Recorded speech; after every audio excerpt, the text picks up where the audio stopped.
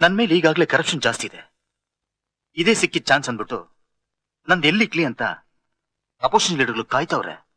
ನಾನೇನಾದ್ರೂ ಈ ಸಲ ಸೋತೋದ್ರೆ ಸೆಂಟ್ರಲ್ ಜೈಲ್ ತೋರಿಸೋದು ಗ್ಯಾರಂಟಿ. ನಾನು ಸೆಂಟ್ರಲ್ ಜೈಲ್ ಹೋಗ್ಬಾರ್ದು, ಪಾರ್ಲಿಮೆಂಟ್ಗೆ ಹೋಗ್ಬೇಕು.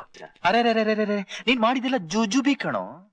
ನಾನು ಈ ಲೆವೆಲ್ ಬರೋದಕ್ಕೆ ಏನೇನ್ ಮಾಡಿದೀನಿ ಗೊತ್ತಾ? ಅದೆಲ್ಲ ಈಗ ಹೇಳಿ ಏನು ಸುಖ ಇಲ್ಲ. ನೋಡೋ, ನಾಳೆ ಕಾಲೇಜ್ ಎಲೆಕ್ಷನ್ ಅಲ್ಲಿ ನಮ್ ತಮ್ಮ ನಿಂತ್ಕೊಂಡಿದ್ದಾನೆ.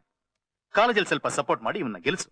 ನಾನು ಅಸೆಂಬ್ಲಿಗೆ ಹೋಗ್ಬಿಟ್ಟು ನನ್ನ ತಮ್ಮ ಗೆದ್ದಿದ್ದಕ್ಕೆ ಇವನೇ ಕಾರಣ, ಸ್ಟೂಡೆಂಟ್ ಸಪೋರ್ಟ್ ಸಿಕ್ಕಾಪಟ್ಟೆ ಇದೆ ಅಂತ ಹೇಳಿ ಇವನು ಟಿಕೆಟ್ ಕೊಡಿ ಅಂತ ಫಸ್ಟ್ ಗೇರ್ ಹಾಕ್ತೀನಿ. ಅರೆ ಅಣ್ಣ, ನಿನ್ ಕೈಲಿ ಆಯ್ತಾನ ನನ್ನ ಟಿಕೆಟು. ಬ್ರದರ್, ಬೋಲೋ ಜನ ಪ್ರಸಾದ್ ಕಿ. ಏನ್ ಗುರು ಹಂಗ್ ಗೊತ್ತಾಗಿ ಹಿಂದೆಗಡೆ ಯಾರೋ ಇರ್ತಾವ್ರ, ಇಕ್ಕಿರ್ತಾರೆ ಗುರು. ಅದಕ್ಕೆ ಆ ಲೆವೆಲ್ ಎಕ್ಸೈಟ್ ಆಗಿರ್ತೇವೆ. ದಣಿಕೆ ಇಕ್ಕಿಸ್ಕೊಂಡಿರ್ತೀಯ ನೀನೇನು ಸಾಚ ಅಲ್ಲ ನೀನು. ಓ ಎಕ್ಸೈಟ್ಮೆಂಟ್ ನೋಡುವ. ಮಾತಾಡೋ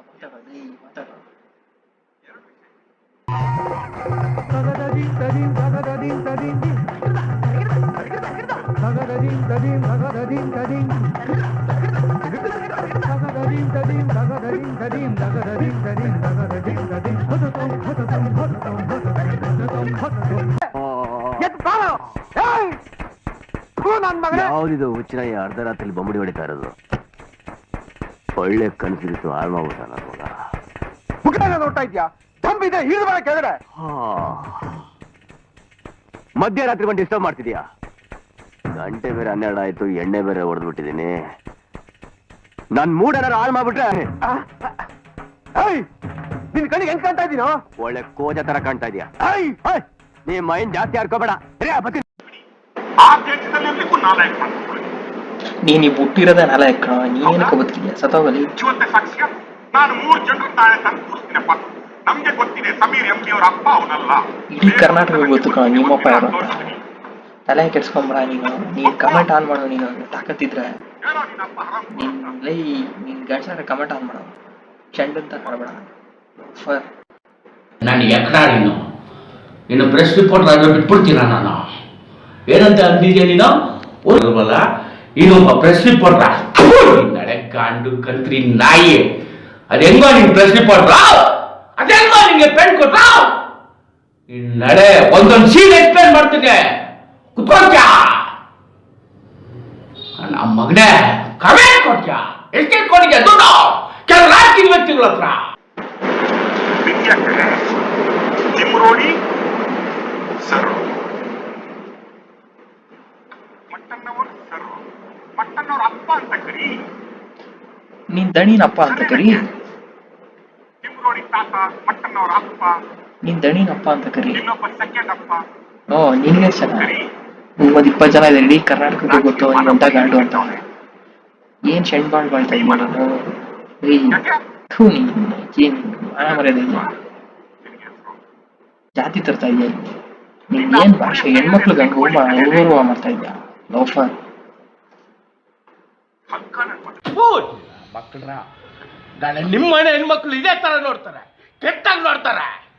ಅವಾಗ ವಿಸಿಲ್ ಹೊಡಿದೆ, ಚಪ್ಪಾಳೆ ಹೊಡಿದೆ. ನಿಮ್ದು ಒಂದು ಜನ್ಮಾನ ಹುಡುಗಿನ ಕೆಟ್ಟ ದೃಷ್ಟಿಯಿಂದ ನೋಡೋದು. ತಗೊಳ್ರ ನನ್ನ ಮಕ್ಕಳ್ರ, ನನ್ನ ಎಕ್ರ ನೀವುಗಳ. ಎಲ್ಲಿ ಹೋಯ್ತು ಹೆಣ್ಮಕ್ಳಿಗೆ ಮರ್ಯಾದೆ? ಎಲ್ಲ ಹೋಯ್ತು. ನಿಮ್ಮ ಮನೇಲಿ ಹೆಣ್ಮಕ್ಳವ್ರ? ನಿಮ್ಮ ಮನೆ ಹೆಣ್ಮಕ್ಳು ಕೇಳ್ತಾ ಇದ್ದೀನಿ, ಸರಿನಮ್ಮ? ನಿನ್ನ ಮಗನೋ ನಿನ್ನ ಗಂಡನೋ ಮಾಡ್ತಿರೋ ಸರಿನಾ? ಶಿಕ್ಷೆ ಅನ್ಭವಿಸ್ತಾರೆ. ಆಗ ನನ್ನ ಮಕ್ಕಳ ನಿಮ್ಮಂತ ಕಂತ್ರಿ ನಾಯಿಗಳಿಗೆ ಈ ಕರ್ನಾಟಕನ ಹಾಳು ಮಾಡಕ್ ಬಿಡಲ್ಲ. ನನಗೆಲ್ಲೋ ಒಂದ್ ಕಡೆ ಅನುಮಾನ ವ್ಯಕ್ತ ಆಗ್ತಾ ಇರುವಂತದ್ದು.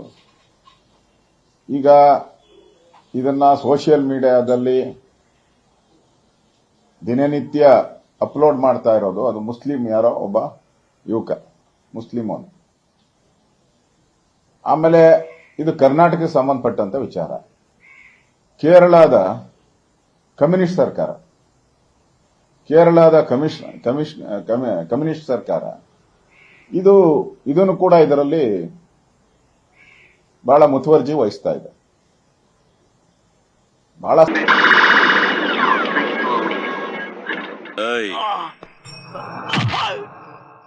ಈ ಶಿವನ ಹೊಡಿಬೇಕಾದ್ರೆ ಮೀಟರ್ ಇರಬೇಕು. ನೀನು ಹಾಫ್ ಮೀಟರ್ ನನ್ನ ಮಗ. ಇನ್ನೊಂದ್ಸಾರಿ ಸ್ಕೋಪ್ ತಗೊಳ್ಳಕ್ಕೆ ಇದೇ ರೀತಿ ಕಿರಿಕ್ ಮಾಡಿದ್ರೆ ನಿನ್ನ ಹರಿಶ್ಚಂದ್ರ ಘಾಟ್ಗೆ ಕಳಿಸ್ಬಿಡ್ತೀನಿ. ಹುಷಾರ್.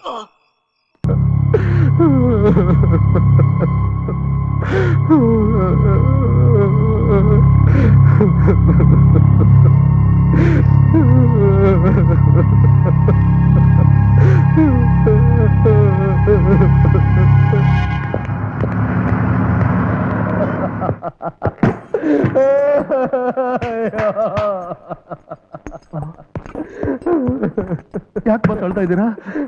ಏನಾಯ್ತು? ಏನಾಯ್ತಾ? ಹೆರಿಗೆ ನೋವಿಂದ ನರಳ್ತಾ ಇದ್ದೀನಿ.